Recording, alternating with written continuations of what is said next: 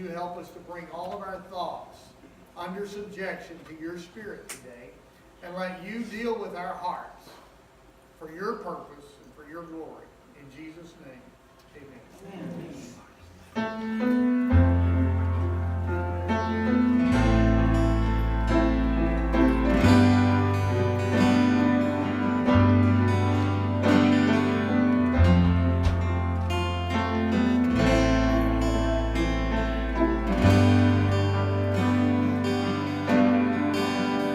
You give love, you are love, you bring light to the dark.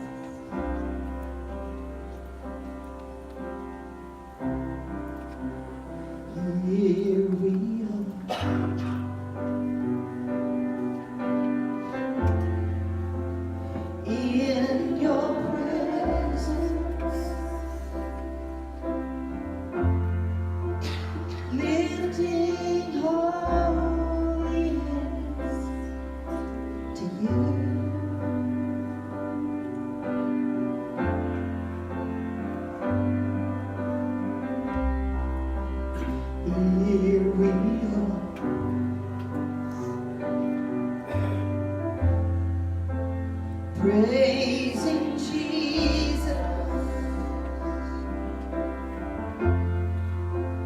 for the things He's brought us through.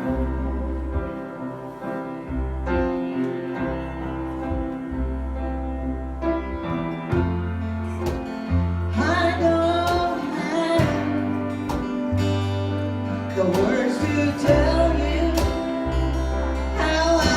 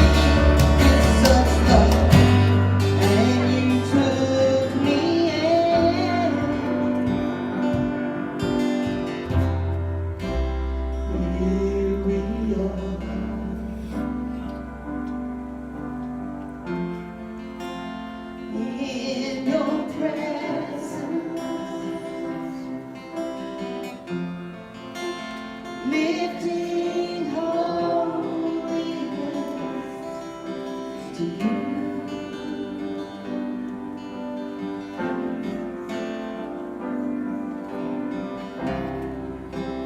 Here we are,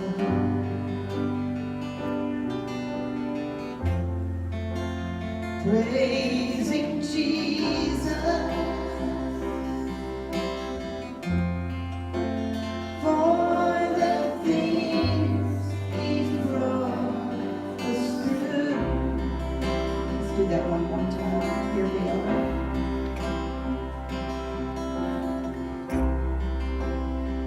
Here we are,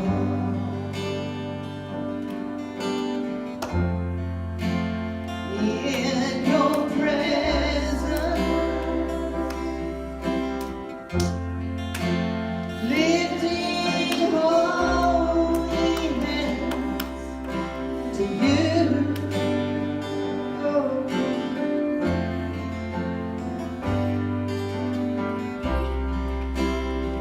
Here we are,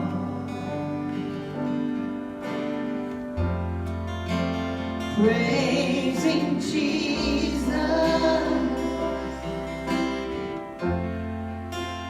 for the things He's brought us through.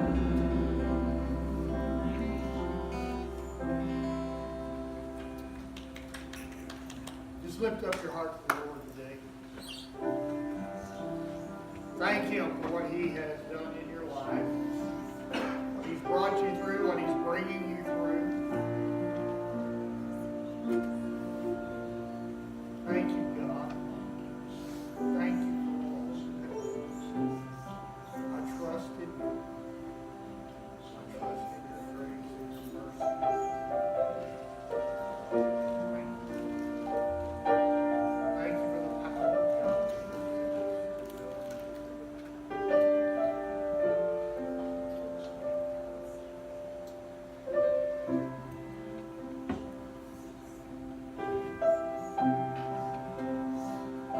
Thank you, God.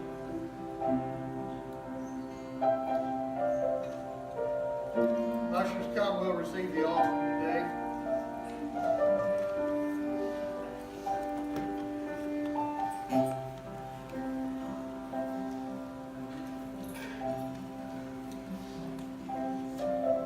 Let me make a few announcements. As usual, Wednesday night, youth and kids, and adults meet at Old Dock Soda Shop at 7. Does anyone need to say anything about youth or kids?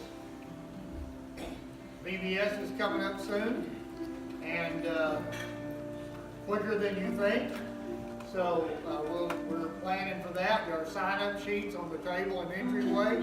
If you'd like to sign up for a job before we give you one, you'd like to pick your job, you can do that, or we will assign you. We need everybody's help with that.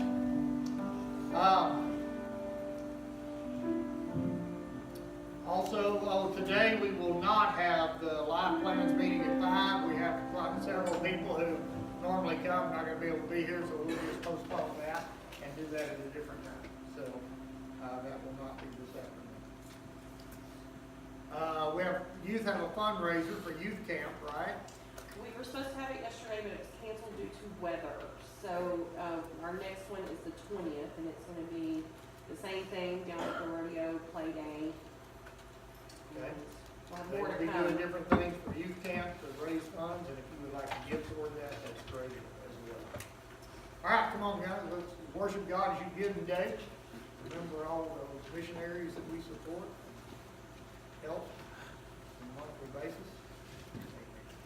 Keith, would you ask a blessing over the offering, please?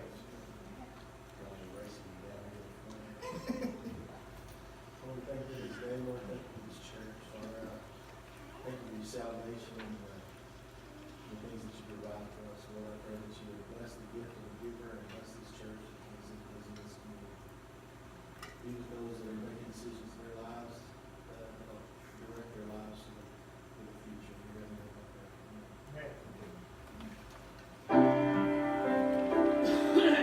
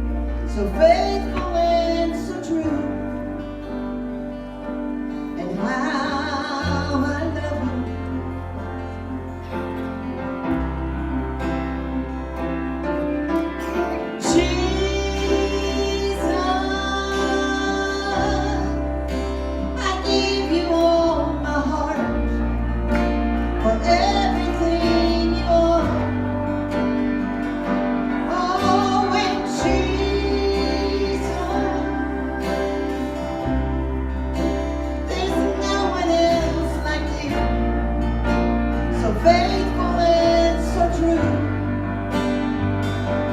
And how I love you.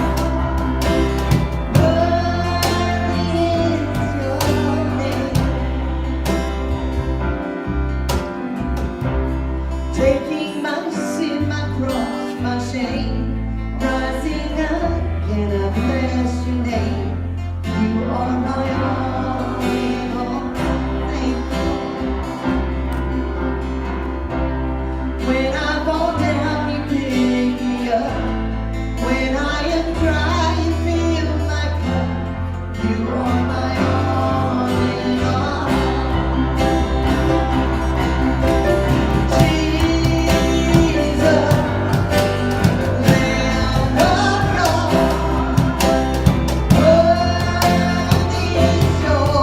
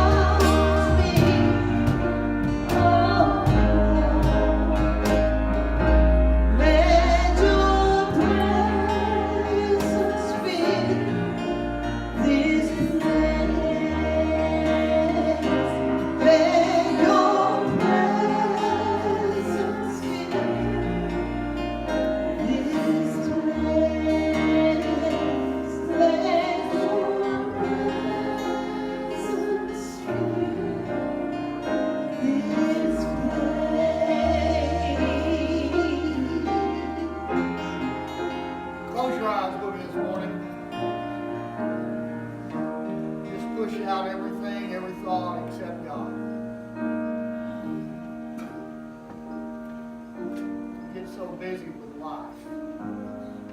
We forget the real importance is in God, knowing Him. He cares for you. We are so small. Well, our lives are important to us, but we are a speck on a speck. If it was not for the love of God, we would have no hope in this world. It would all be only survival. That would be all it would be about. Because of God, He gives hope, a future, peace. Just reach out to Him. Take this opportunity with the presence of God.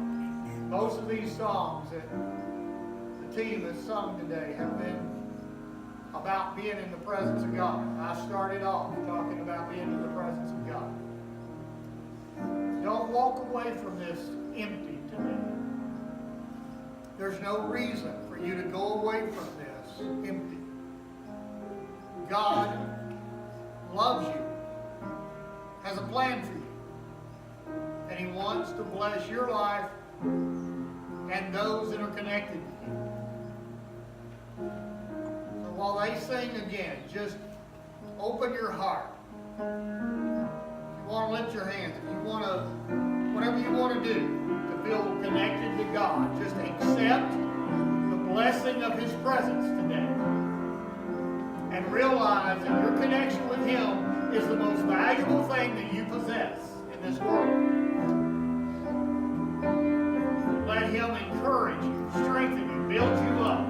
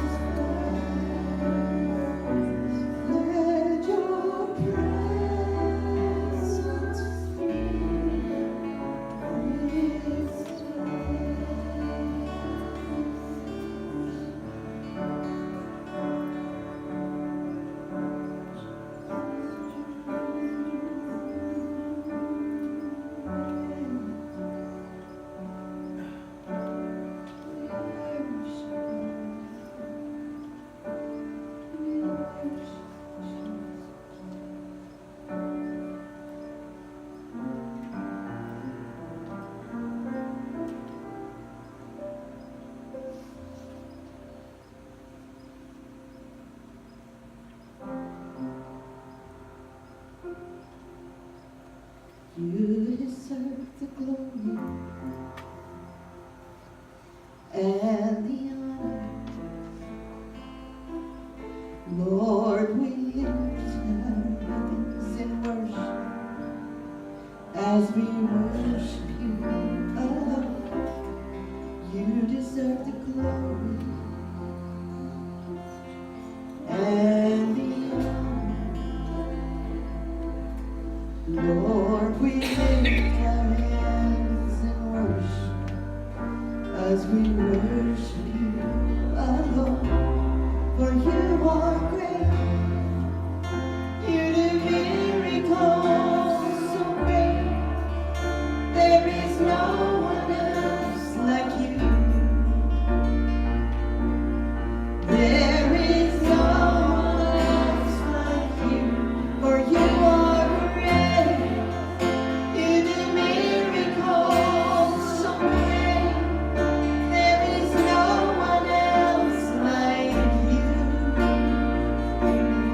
There is no one else like you. Like you.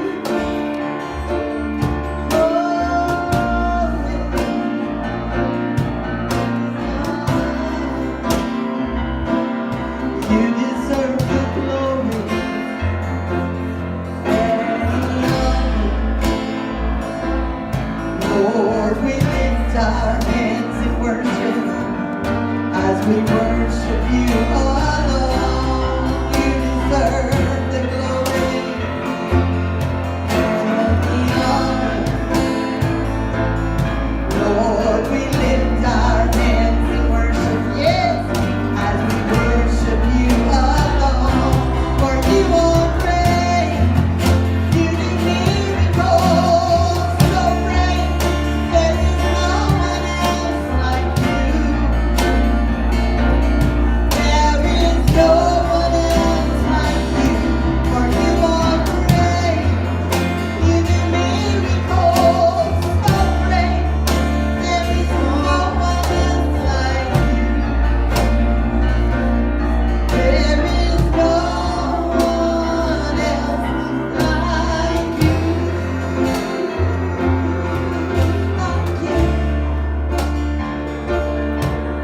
Oh yeah.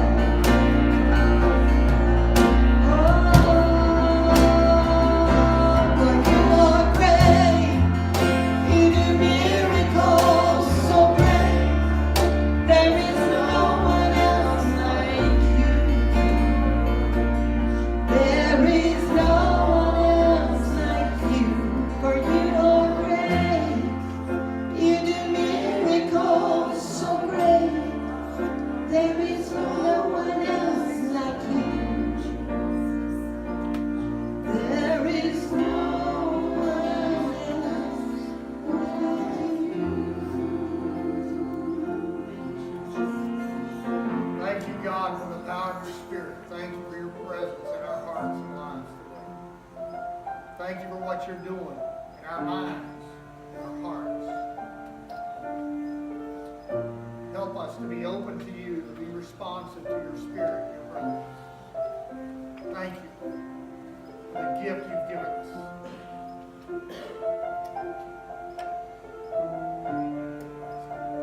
Praise God. Kids go to children's church, and the rest of them get a little coffee. To thee we ascribe glory.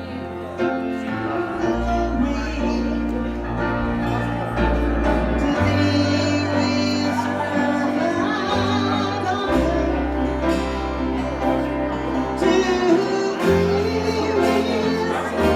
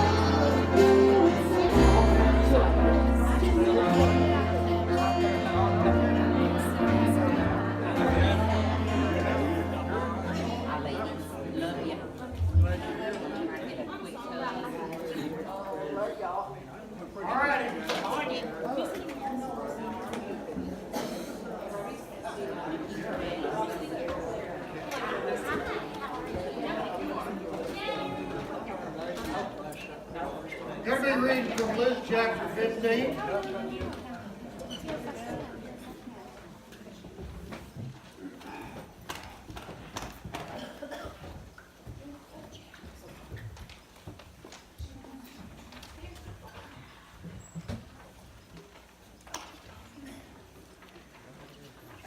If I need bulletin, raise your hand and Keith will get you one.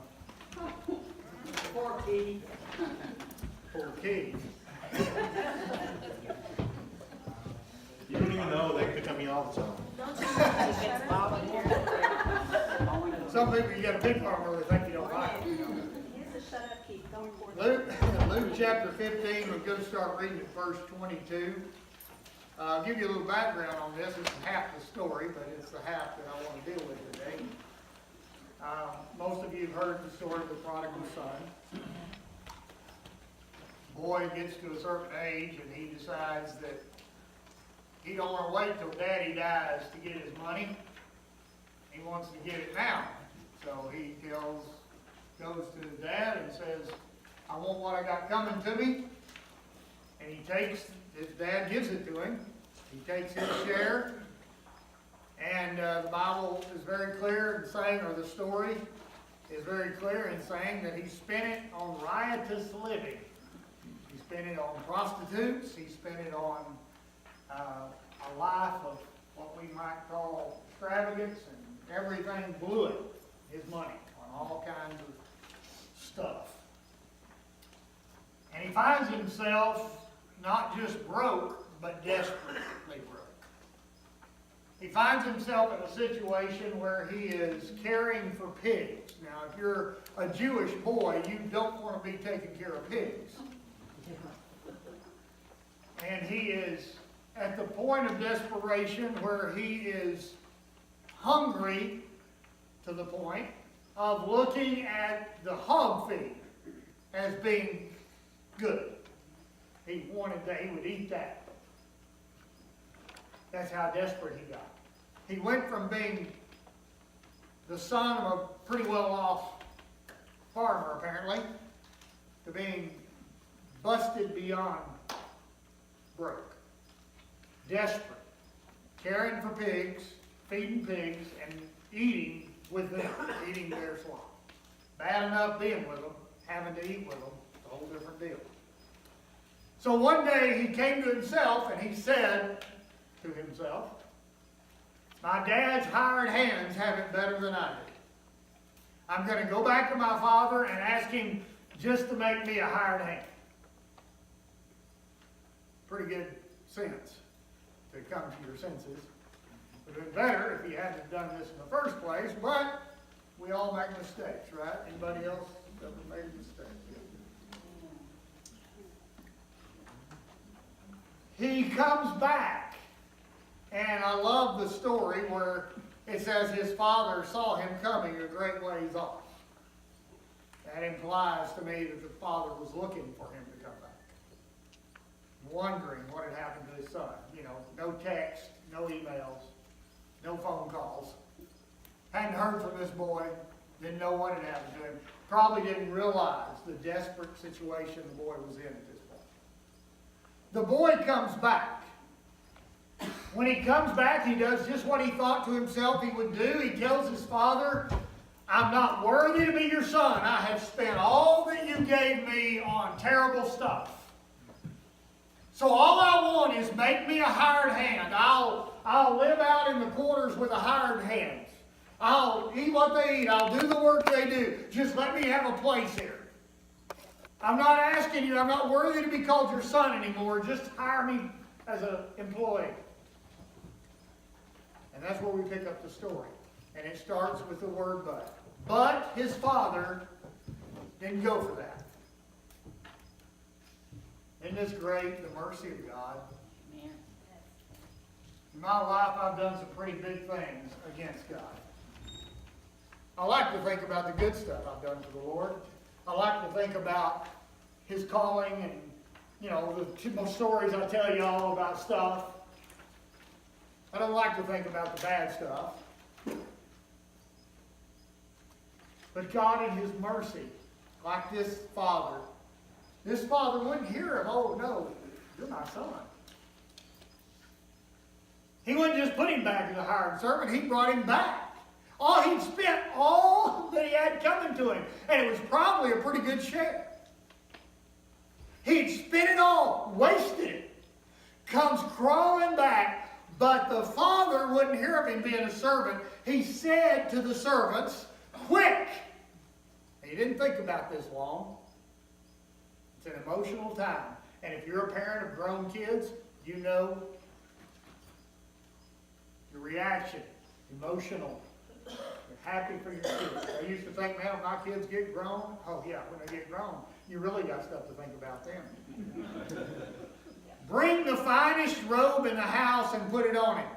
Now, this is a young man that wasted everything. Get the best suit of clothes we got in the house. Get a ring for his finger and sandals for his feet. This kid came home destitute and just about naked. Apparently, everything worn out. Been feeding pigs. Kill the calf we've been fattening up for a special occasion. We must celebrate with a feast. And for this son of mine was dead, because this son of mine was dead and has now returned to life. He was lost, but now he is found. So the party began. God is the originator of celebrating. It wasn't you. Wasn't us. God originated the celebrating. And he started. The dad says, we're going to have a party. Let's get it going here. My son was lost and now he's found. Meanwhile, back at the ranch, the older son was in the fields working just like he should have been. Just like he had done the whole time the other boy was gone. He had never been disloyal. He had never walked away. He had apparently never wasted a penny of his dad's money. He had not done anything against his family or his dad, and he's still out in the field working at this time of day. When he returned home, like he usually did late, he heard music and dancing in the house. And he asked one of the servants, what's going on? Your brother's back, he was told. And your father, well, wait. When he just says your brother's back, I wonder what the look on his face was. Oh, him? He's back. Must have got back. Wonder what went wrong. Wonder, I guess it didn't work out like he thought it would. And his face changed.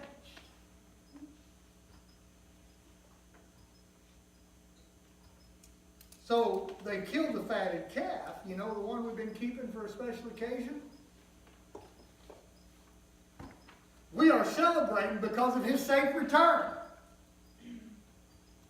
The servant didn't have any problem with it. The older brother was angry and wouldn't go in. Big party. Everybody's there. Everybody. And this is not a white people party. This is like a Mexican party. Okay? Me and Mr. Calderon over here, we were talking the other day about stuff, and we happened to get onto that. And we were chatting about, I said, it's a funny deal. I said, as we were both talking, but he was talking about how many people were going to show up at the thing they were having at their house. And I said, yeah, us white people, we have a birthday party for one of the kids in the family, and about 15 people show up. Then Mexican people have a party for a 2-year-old and 200 people show up. Everybody's there. This was the kind of party that was. Everybody's there. And the other brother is angry. And he wouldn't go in. His father comes out because his father loves both of these boys. And if you're a father of kids, you know. He's concerned for the other one. And begged him. Begged him to come in. Didn't just go say, hey man, come on in. What are you doing? Where are you? No, he begged him to come in. Come on, man. But he replied, all these years, The son replied, all these years that the boy's other one's been gone, all these years that he's been wasting your money, all these years. Ethan, can you go up here? Come stand right here. I had to pick somebody I knew could handle it. Will you hold this for me? Thank you. All these years, I've slaved for you. And never once refused to do a single thing you told me. Not only did I work, I did exactly what you told me to do. All these years he's been gone, paying prostitutes, wasting his money on whatever, Lord knows what. I've been doing exactly like I was told. And in all that time, you never gave me even one young goat, let alone a calf that's been fattened up. We didn't even have cabrito. Another reason I know this is like a Mexican place. For a feast with my friends. We didn't even have any kind, and I've been here slaving for you. Yet when this son of yours comes back after squandering your money on prostitutes, you celebrate by killing the fattened calf.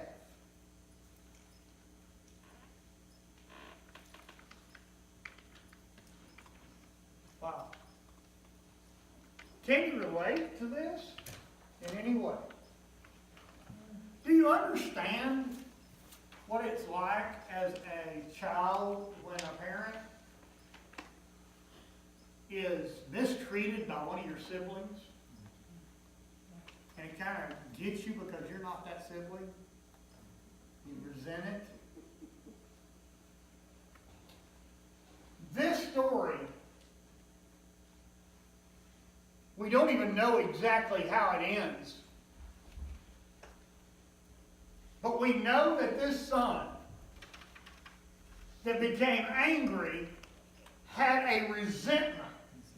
You're doing good there. Let go, man. I knew this boy could handle it. Resentment develops from anger. And there's a lot of good people like this young man. Good people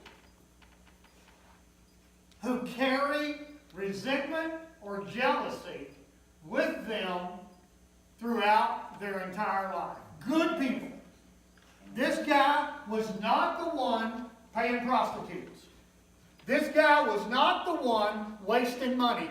When the young son was out doing all that, those years he was working.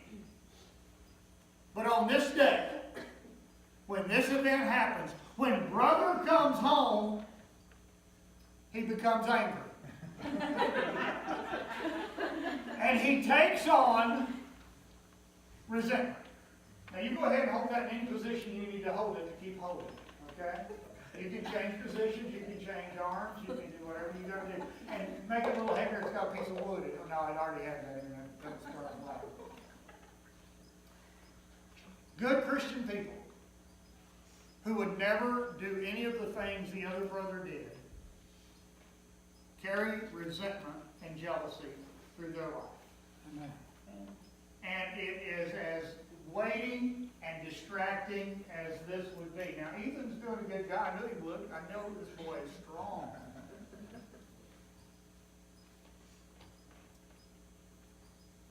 But it don't matter how strong you are. What matters is this thing, resentment, is a distracting, heavy load, and good people are weighted down by it over something usually not as big as this.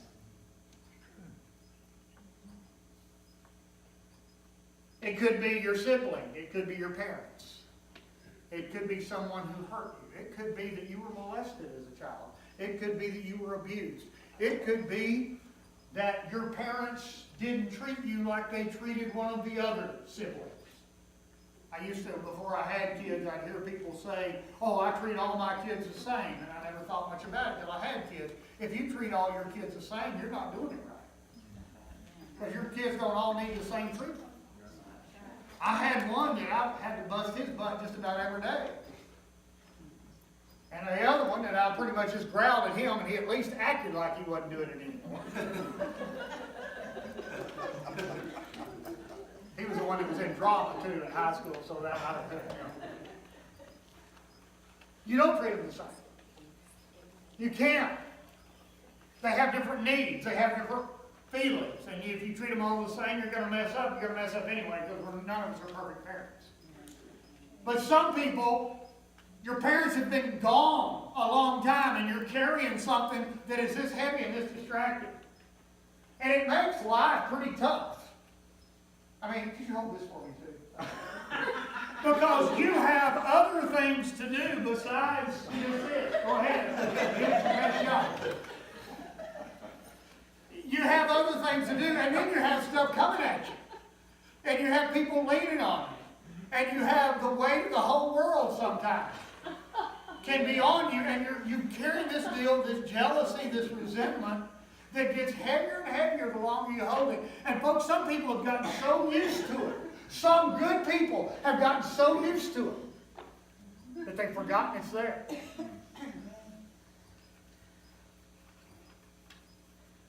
I've met people who had resentment against a parent. Well, you know what happens when that parent dies? It's hard to have resentment against a dead person. So you turn that anger towards yourself.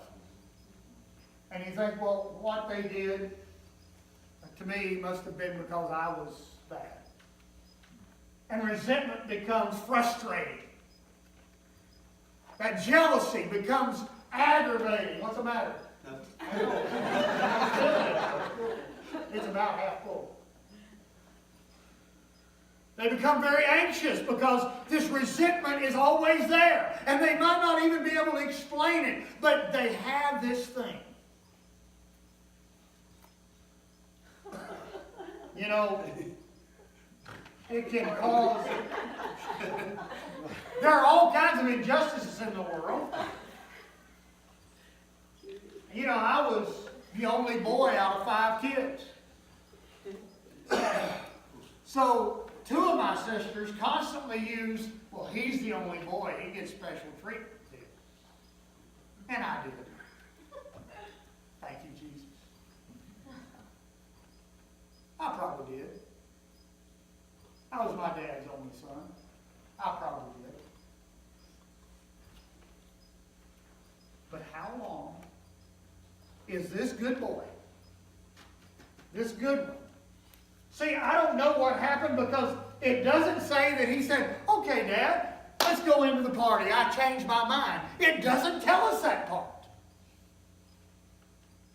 He probably held resentment for years. And there's people that for 30, 40 years have held resentment. Some of them I've talked to. Some of them have talked to me and said things, and as they're talking, they go, yeah, but my dad didn't treat me like he did my older brother or my older sister or my...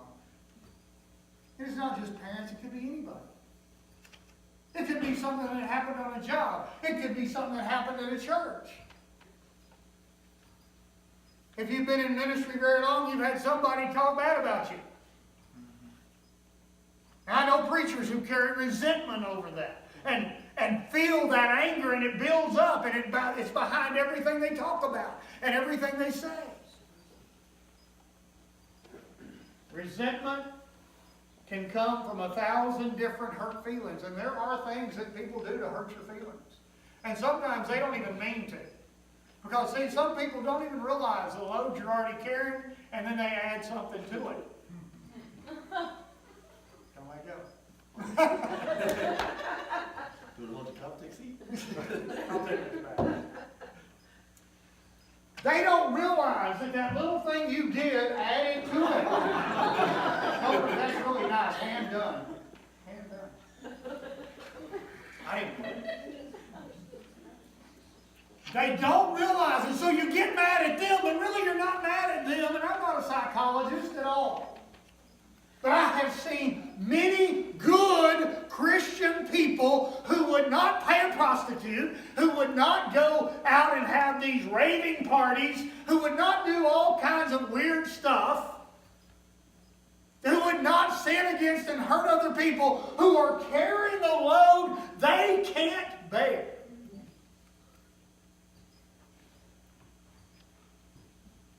It's hard.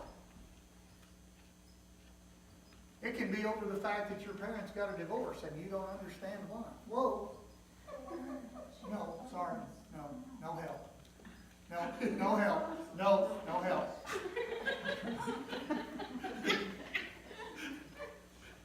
There is all of this load and weight that is beating us down and causing us stress. You all right? You okay? Are you hurt? No, Just hurt your back? not yet. Not yet? You okay? Mom? Okay. No worries, darling. We're good. Where are you? Where are you in the thinking about what happened in your life? Bad things happen. There are thousands of things that could happen. Thousands. Injustice is a real deal. And when those daily stressors come, anger builds up. Resentment is like corrosion inside of you. One of the 12-step programs has a statement that it makes about resentment. It says, holding a resentment is like drinking poison and waiting for the other person to die. Because this resentment just gets heavier and heavier.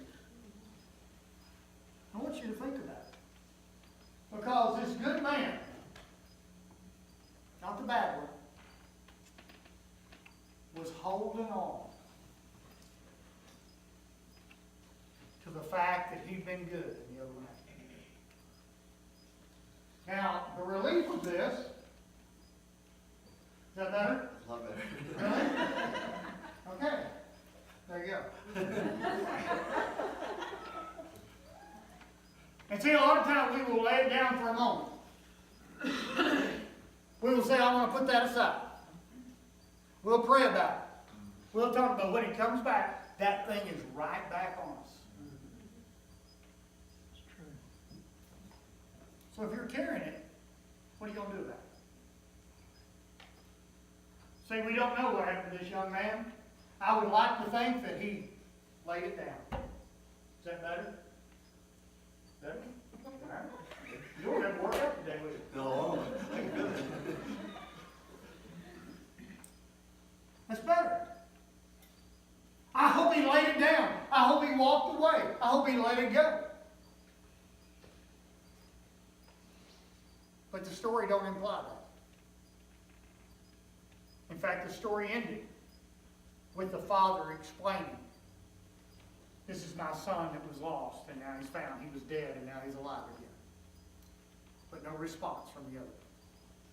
See, your father, your heavenly father, loves you more than your earthly father did, and if you didn't get the love of an earthly father, you may not understand the love of the Father God. It may be hard for you to see that. Or if there was a glitch, there was something wrong with your relationship. But don't carry that. Don't carry that for your life. I don't care if it's your dad, your mom, your sibling, a stranger, somebody at a church. Some of the most hurt people I've ever met were church people who had been hurt by some other church person.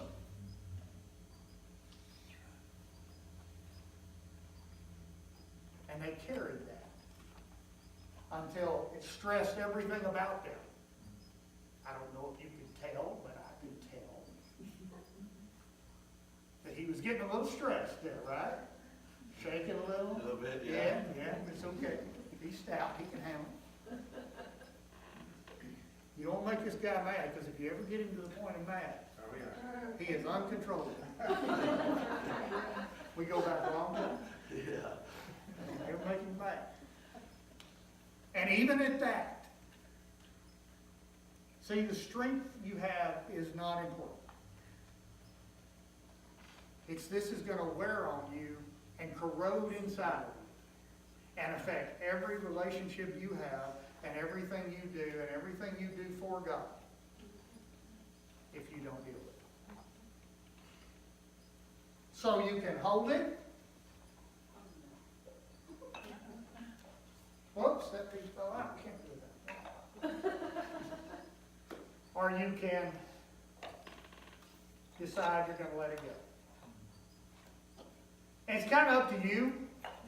There's some people that have made this sacred in their life. Their life revolves around the fact that they resent certain people. And that anger comes out. God wants to help you fix that. See, part of knowing God is that right there. Hebrews chapter 12, verse 15 makes an interesting comment. It says, be careful that no root of bitterness will spring up and trouble you. One version said, and corrupt many. Because bitterness, resentment in your life will cause you all kinds of trouble. And it doesn't matter if it's justified. If you're right, this young man was right. All the time this other son was gone, this boy was working for Dad. Faithfully, honestly. He didn't need another load to carry. He was already carrying a load. But he took it on.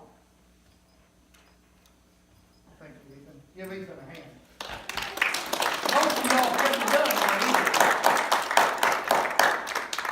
either. We even look at resentful people and think sometimes, yeah, you're justified. Hey, I've heard some stories that broke my heart of people who've been abused, neglected, and their mind goes back to that.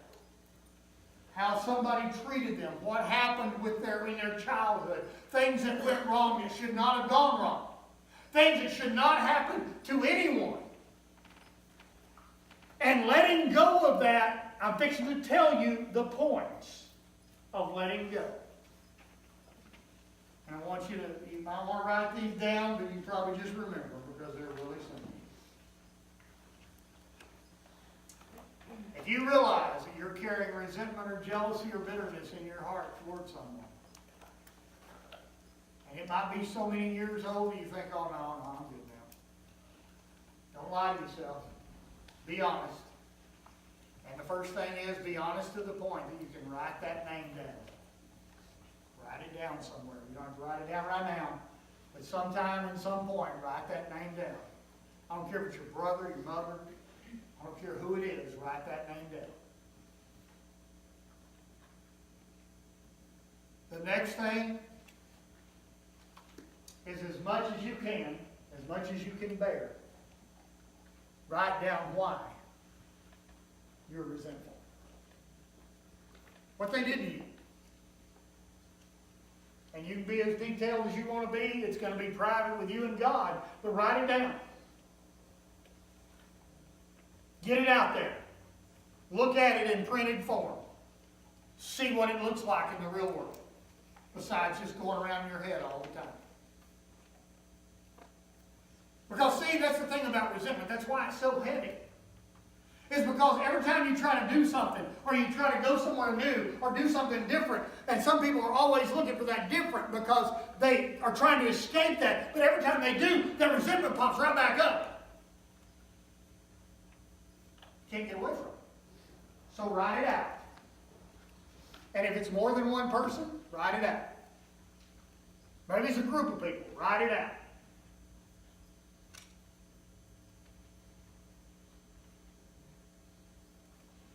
Then tell somebody. And it's hard to find nowadays somebody who won't go tell it. but find somebody you trust to talk to about it. Somebody who you're sure will go tell the world about it. Tell somebody. And some of you have never talked to anybody. I don't know what the statistics are now. I haven't honestly looked recently. But about 10 years ago, the statistics were that on the average, 1 in 4 women have been sexually molested as a child. 1 in 4.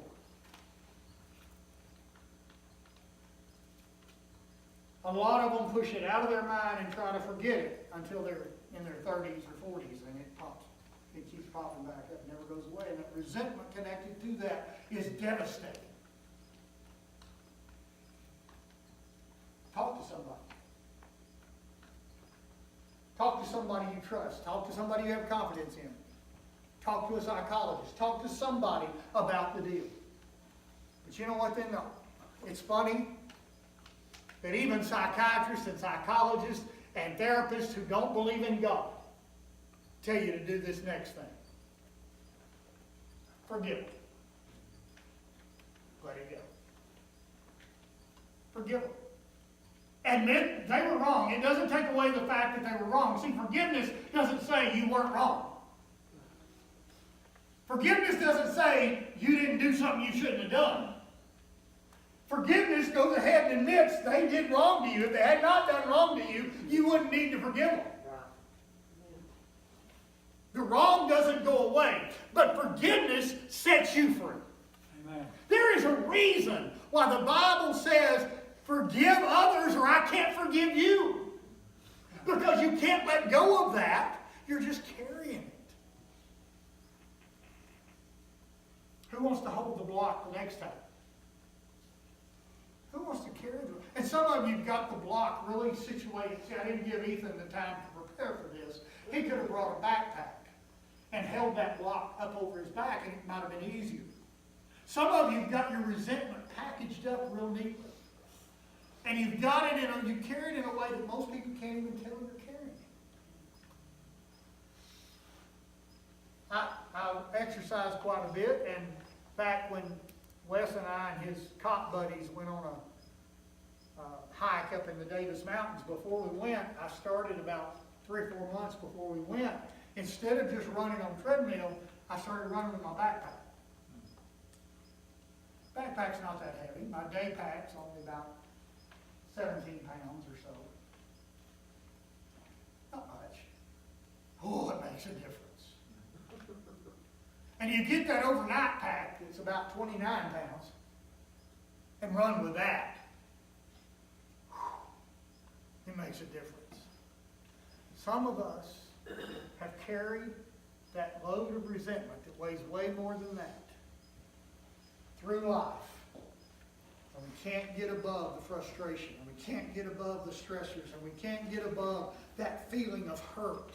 Yes, you were hurt. Yes, you were damaged. Yes, it caused you stress and pain and anxiety and frustration, but let it go. And see, when you write their name down, and you might not have ever even mentioned to anybody what happened or how you felt, write it down. When you write down what happened, it opens that door to start forgiveness. It gives you an opportunity. And it might be somebody that's already dead and gone.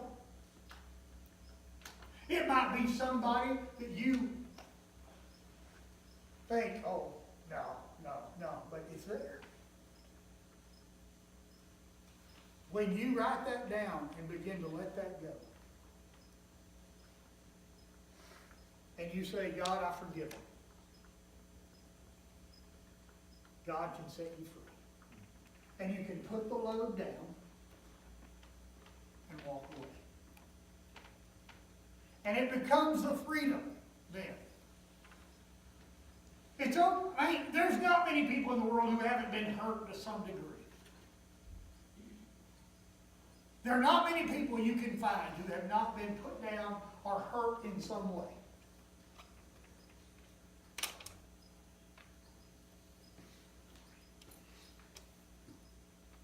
But if you will forgive,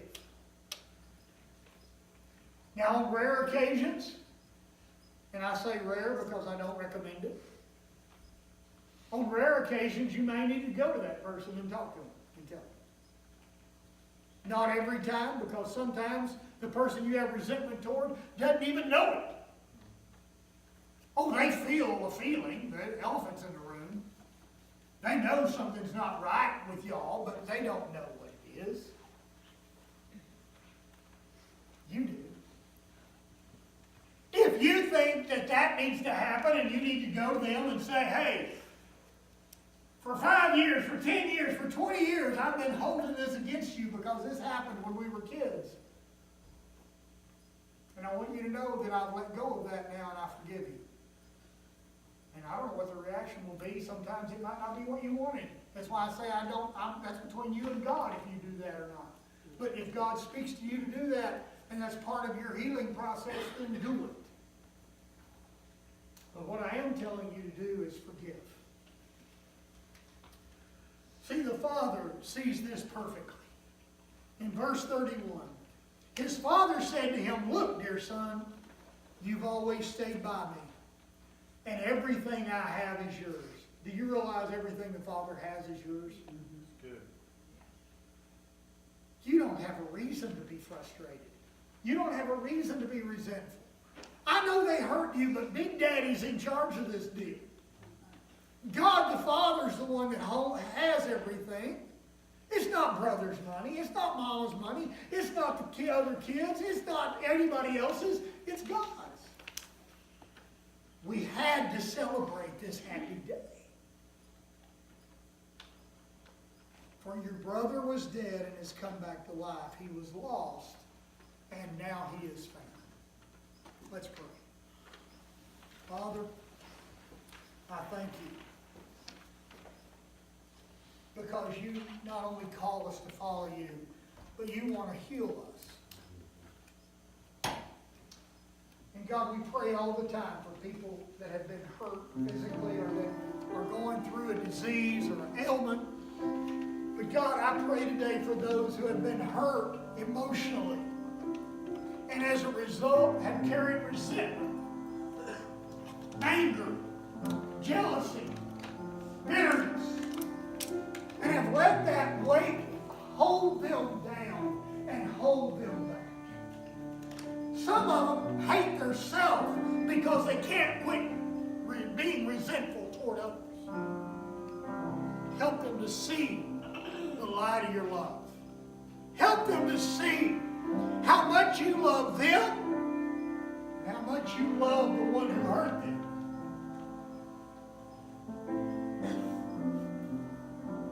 God,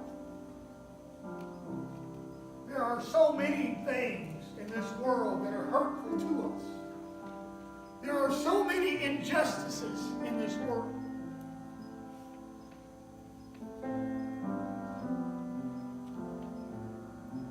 Help them, God. Help us all to be healed from that. In Jesus' name. If you want prayer today, I'm going to ask you to come. If you want prayer for any reason, I'm going to ask you to come and let us pray for you. While I wait for that, I want to tell you, years ago, Judy and I had just started pastoring a little church in East Texas. I was young and energetic, not slow like I am now. I was thrilled about what God was getting me to do. And an old man in that church that I didn't know from anybody else. I didn't know these people before I went there. I didn't know this old man from anybody else. He walked up to me out in front of the church one night, just me and him. I thought he was going to chat about, he's an old farmer. I thought he was going to chat about the weather or something. He looked me dead in the eyes and he said, I don't like you. I almost thought he was joking at first because it was so direct. He said, I don't like you. And I said, okay. He said, I didn't like it when they hired you. And I don't like the fact that you're the preacher. Okay. And I thought, you know, I've been taught to be respectful of my elders, but this man's about to cross the line right here. He said, that mustache. And I've always had, mine used to be brown. A long time ago. I've always had this ever since I was about 19. I've shaved off the rest, but I usually always had this. I think I shaved this off once. He said, that mustache, it's just like the one my daddy had. I didn't like you when you came here, and I don't like it that you're the preacher. And he turned around and walked up. And I realized, I was upset, and I was kind of like, wow, what brought that on? But I got to thinking about it, and I told people later, that old man taught me a lot. Because at 80 years old, he had carried resentment against his dad that made me, a young guy, 24 years old, who didn't know his dad. I reminded him of his dad. So he hated me too. And it dawned on me. Do people hate you for that kind of reason? Yeah. Do people resent you for stupid stuff? So be careful. I started kind of trying to be compassionate. I'm going to tell you, this old man was so mean. His daughter from California visited one time, and I had happened to call the house because he'd been sick. I called to check on him. And she answered the phone, and I said, is your dad there? I hear he's been sick, and she said, yes, just a minute. And then she called herself and said, oh, before I go get him, I want to tell you something. And I said, okay.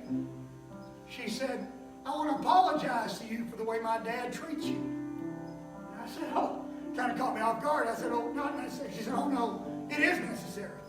She said, he treats you terrible, and there's no call for it. And I said, don't worry about it. She said, well, we all know how he is. He is a hard-hearted man. And this man had gone to church all of his life. All of his life. He was a board member at that church. And she said, most of us, he had 6 kids. She said, most of us don't even go to church because of our dad's influence in our life. Is that what resentment does? So I thought back. Is that anger and resentment from the man that had a mustache like mine, the dad, that built up for years and he carried and passed on to his kids? Wow. Maybe he has a reason, but it's not a reason. Let God heal you. Let God help you. Come help us pray for these folks.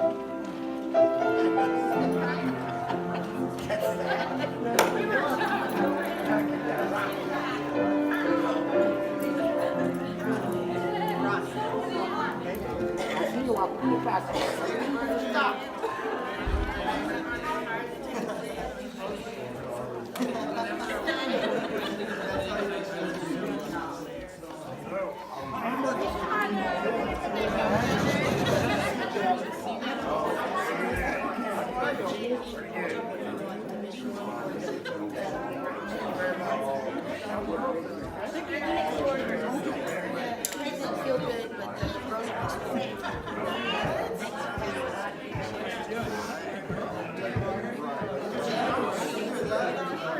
Thank you.